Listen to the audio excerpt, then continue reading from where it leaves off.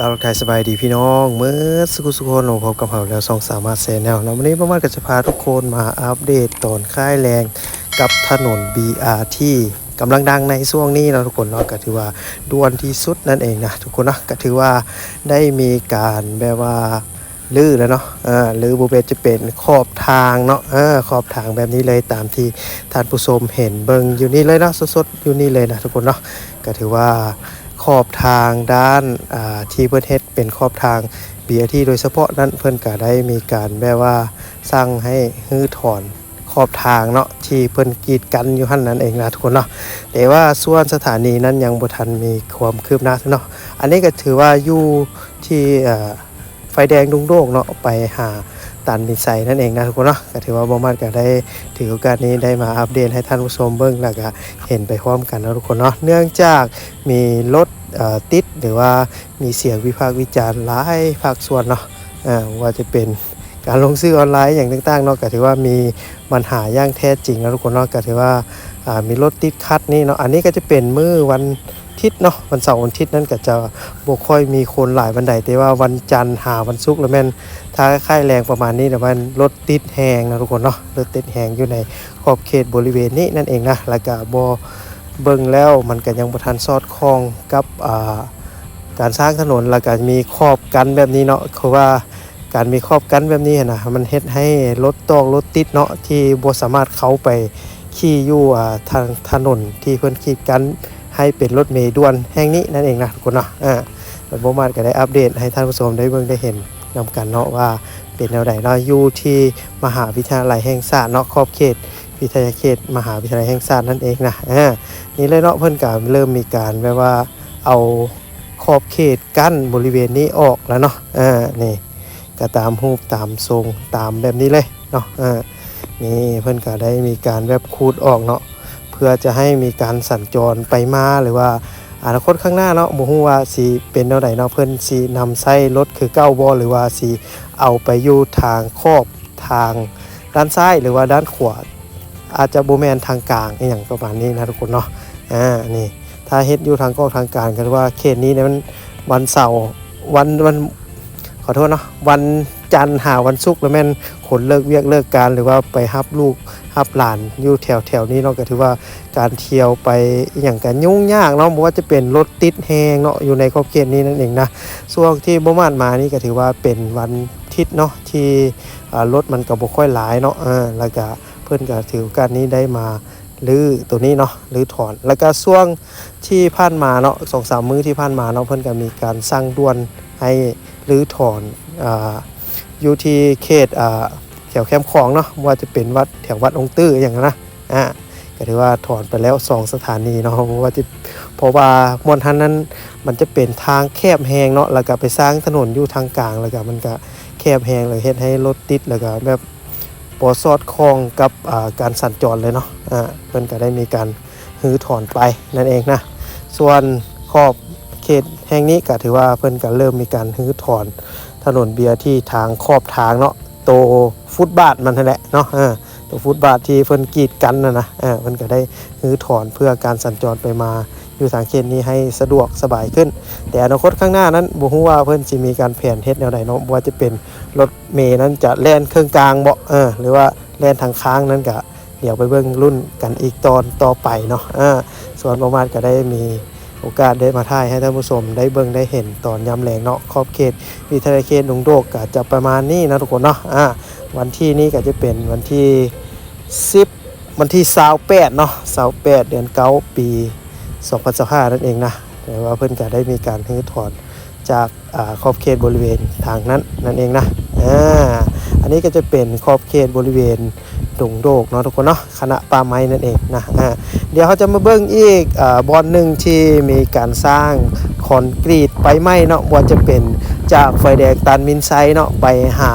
โนนสะอาดนั่นเองนะก็ถือว่าเพิ่นกำลังสร้างคอนกรีตแต่ยังบ่ช้างบ่ทันได้สำเร็จเท่าเนาะเดี๋ยวเขาจะมาเบิ่งว่าอัปเดตฮอดจุดใดกันแล้วนั่นเองนะทุกคนเนาะนี้ก็จะเป็นคณะป่าไม้มหาวิทยาลัยแห่งชาตินั่นเองนะทุกคนเนาะก็ถือว่าในขอบเขตนี้ก็ถือว่าเพิ่นก็ติดป้ายได้เนาะทุกคนเนาะติดป้ายอยู่ทางด้านข้างนั้นถือว่า บ่ให้ขายเครื่องบริเวณนี้เนาะแต่ก็ยังมีคนเนาะเพิ่นก็ยังมีคนที่อยากมาขายนั่นแหละนะทุกคนเนาะยังเห็นว่ายังมีคนมานั่งแล้วก็มาขายเครื่องอยู่ได้เนาะทุกคนเนาะเพราะว่าก็ยังบ่ฮู้เนาะว่าเป็นแนวใดเนาะหลักๆนั้นเพิ่นก็ติดป้ายห้ามไว้เลยแหละแต่ก็ถือว่าได้ยังมีขายอยู่นั่นเองนะก็ถือว่าผิดกฎระเบียบการจราจรนั่นแหละทุกคนเนาะขอบเขตบริเวณทางเพิ่นก็ห้ามบ่ให้ขายเนาะถ้าเจ้าหน้าที่เพิ่นมาก็ถือว่าได้ต้องได้เอาออกนั่นแหละจุดนี้กันเลยนะทุกคนเนาะมันเริ่มจากจุดที่แยกจากคณะป่าไม้เนาะตามมินไซไปหานาท่มเนาะว่าเป็นแนวใดแล้วเนาะฮอดอยู่ในเขตระดับที่เท่าไหร่แล้วนะทุกคนเนาะนี่กันเลยเนาะขอบเขตจากบทนี้ก็ถือว่าสำเร็จไปด้วยดีนะทุกคนเนาะก็สามารถเปิดให้ไส้ไปได้ทั้งสองเบื้องแล้วเนาะบ่ว่าจะเป็นเบื้องซ้ายหรือเบื้องขวานั่นเองนะนี่ก็ถือว่าเปิดไปแล้วก็สามารถเที่ยวแบบงามๆแบบนี้ไปเลยนะทุกคนเนาะก็ถือว่าบ่ค่อยมีขี้ฝุ่นหลายแล้วก็มีบวกฝนตกอีหยังก็บ่ย่านแล้วนะทุกคนเนาะนี่ก็ขี่ไปได้สบายแบบนี้เลยนิ่มเลยเนาะนี่อันนี้ก็จะเป็นทางด้านซ้ายก็จะเป็นมหาวิทยาลัยแห่งชาติเนาะเป็นคณะป่าไม้นั่นเองนะก็ถือว่ามีป่าหมอกป่าไม้หลายเนาะช่วงนึงบ่มันก็ได้อัปเดตให้ท่านผู้ชมได้เบิ่งเนาะก็ถือว่าเพิ่นกำลังสร้างและตอนกำลังสร้างนั้นเพิ่นก็ได้มีการดุดแบบกกหมอกกกไม้อยู่ทางแคมทางนี้เพิ่นก็จกออกแล้วก็ใส่เป็นห้องระบายน้ำลึกๆลงไปเลยเนาะเพื่อให้น้ำมันระบายได้ดีเนาะนี่อันนี้ก็จะก้าวเข้าสู่ที่จะเข้าบ้านนาท่มกันแล้วนะทุกคนเนาะจากตันมิสัยไปหานาท่มก็ถือว่าบัวได้หลายกิโลบันไดเนาะทุกคนเนาะนี่ก็จะเป็นรูปทรงแบบนี้นั่นเองนะอย่างรูปห่างแบบนี้ยังกระคาดบางจุดบางตอนเนาะทุกคนเนาะนี่ที่ว่าเบิ่งไปนำกันเลยเนาะว่าจะเป็นฮอดแถวโรงเรียนขับรถแถวนี้นะทุกคนเนาะโรงเรียนขับรถแถวนี้ก็ถือว่าเพิ่นก็ยังมีบ่ฮู้ว่าเพิ่นจงเฮ็ดหยังเนาะนี่บ่อนนี้เข้าไปเนาะจงหรือว่ายังรอท่าบ่รอท่าอย่างเนาะเพื่อจะมาปลูกวันนี้จอดติดกันบ่หรือว่าสิเฮ็ดขัวข้ามบ่อย่างก็ว่ากันไปเนาะแต่ว่าเพิ่นปลูกไปแล้วจงวันนี้ไว้เนาะแล้วก็ต่อจากตรงนี้ไปเลยเนาะจากโรงเรียนที่เพิ่นสอนขับรถนั่นเองนะนี่ก็จะเทนี้ไปจนกลัวฮอดพุ่นแล้วเนาะสามแยกที่จะเลี้ยวไปทางลัดออกไปขัวรถไฟเนาะว่าจะเป็นขัวรถไฟหรือว่ากลับคืนไปหาหอพักซีเกมเนาะนี่ขี่รถมาตรงนี้กันเลย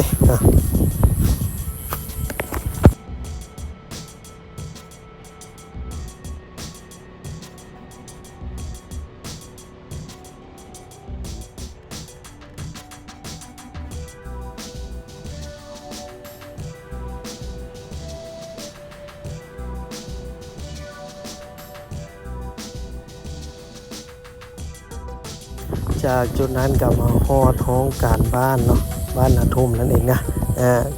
นี่กันเลยว่าจะเป็นปกสดงโดกนั่นเองกลุ่มบ้านดงโดกเนาะนี่ก็จะขี่รถขึ้นมานี่นั่นเองนะทุกคนเนาะนี่เพิ่นก็มีการยังก่อสร้างอยู่เนาะทุกคนเนาะยังก่อสร้างอยู่เพิ่นกำลังเทปูนใส่ห้องระบายน้ำเนาะเพิ่นก็เร่งพอสมควรเพื่อให้มันได้สำเร็จไปในปีนี้นั่นเองนะนี่อันนี้ก็จะเป็นบอนรถติดเนาะเพราะว่ารถปูนเพิ่นกำลังทอกปูนลงบอนคอนกรีตตัวนี้นั่นเองนะนี่นั่นก็มีการกำลังก่อสร้างอย่างต่อเนื่องแล้วส่วนรถใหญ่นั้นไปบ่ได้เนาะเพราะว่ารถปูนนั้นตันอยู่เนาะกำลังเทปูนอยู่เนาะท่านผู้ชมเนาะก็ต้องได้สลอส่วนรถจักรแม่นสามารถเลี้ยวไปนี้แล้วก็เข้าไปได้เลยนี่เพิ่นเทห้องระบายน้ำฮอดระดับนี้แล้วเนาะ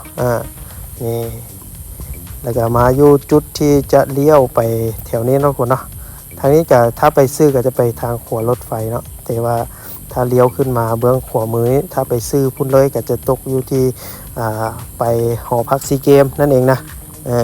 นี่อันนี้ก็จะเป็นปั๊มน้ำมันนาท่มเนาะเพิ่นก็น่าจะเฮ็ดมาฮอดนี้เนาะส่วนอยู่ที่3แยกอยู่ตัวทางหน้านี่เนาะเพิ่นก็ได้มีการเทคอนกรีตไปเรียบร้อยเนาะเทคอนกรีตไปเรียบร้อยเนาะ มาฮอดนี้บ่มากก็บ่ได้มีหยังหลายนะมีแต่ว่าพาท่านผู้ชมมาอัปเดตเบิ่งสถานี BRT อยู่ในขอบเขตมหาวิทยาลัยเนาะมหาวิทยาลัยแห่งชาตินั่นเองนะกลุ่มดงโดแล้วก็พาทุกคนมาอัปเดตการปูเปตงใหม่เนาะอยู่ที่จากบ้านตามิไซมหานาทมเนาะแต่ว่าเพิ่นก็จะปูจำพุ่นแหละบ้านโนนสะอาดพุ่นนั่นเองนะ